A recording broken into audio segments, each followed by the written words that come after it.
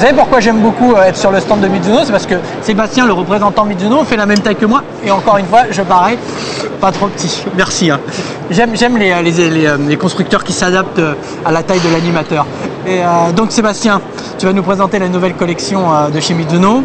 Oui, tout d'abord la gamme MX700 qui se traduit par driver, boîte parcours et hybride. Alors on va commencer par le driver déjà. Driver MX700 donc, qui existe pour hommes et pour femmes.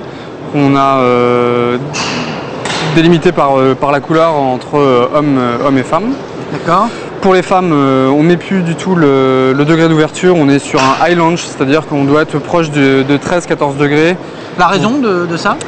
Pour avoir une trajectoire de balle très haute. Non mais pourquoi vous avez arrêté de mettre des degrés d'ouverture? C'est difficile de vendre un driver qui fait 14 degrés pour une femme alors qu'elle cherche souvent à avoir 10 ou 11 degrés. Voilà, donc c'est pour arrêter le côté négociation en fait. Ceci dit, il existe pour femmes en 10,5 et en 12 degrés, donc ça c'est pas un problème.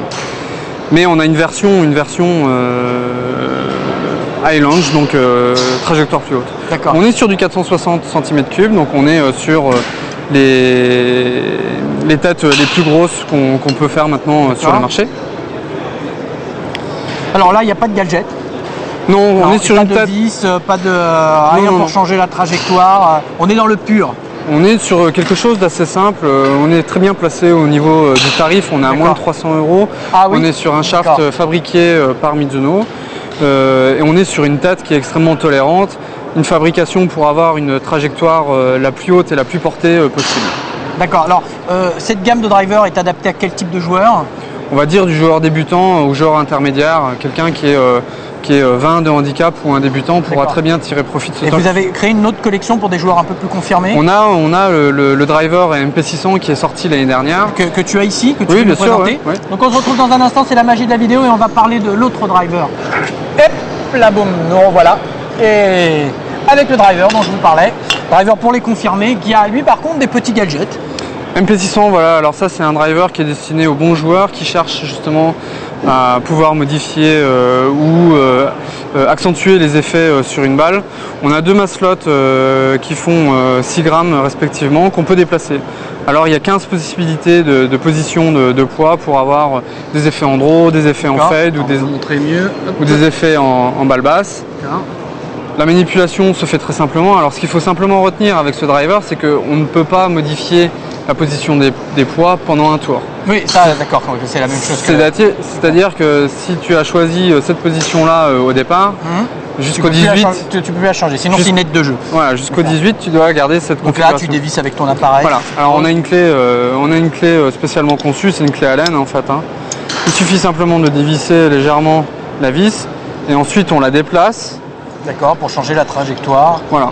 Alors là, je pense qu'il y a un petit fascicule qui vous explique. Tout à fait. On a une petite plaque qui va retranscrire toutes les trajectoires possibles en fonction de la position des poids. 15 possibilités de poids.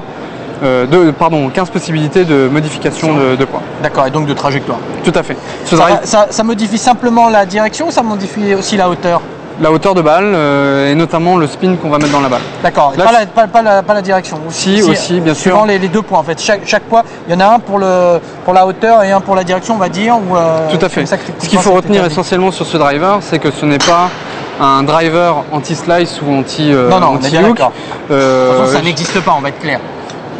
Disons qu'on peut avoir des drivers avec beaucoup de poids au talon pour faire du draw pour les gens qui ont l'habitude de faire du slice ou des fades prononcées.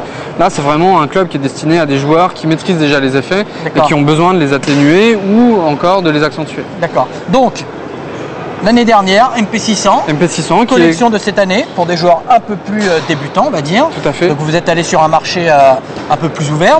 Qu'on avait déjà avec ce driver parce qu'on a une version, la version précédente du MX700, c'était le MX560. D'accord. Qui était déjà de cet ordre-là, un driver très tolérant. En sachant évidemment que la moyenne des joueurs français c'est 28. Donc c'est vrai que ça permet quand même de toucher une plus grande partie que des drivers un peu trop techniques, on va dire, ou un peu moins tolérants. Donc, je vous l'ai redit, MX700, jaune ou bleu, jaune pour les hommes, bleu pour les femmes. Et MP600. Collection de l'année dernière, testée grâce à Arnaud sur le site de legolf.com, le MP600. Qui va bientôt d'ailleurs, Arnaud, tester ce driver aussi. Merci, on se retrouve dans quelques instants pour la suite des nouveautés ou du matériel de chez Mizuno. A tout de suite.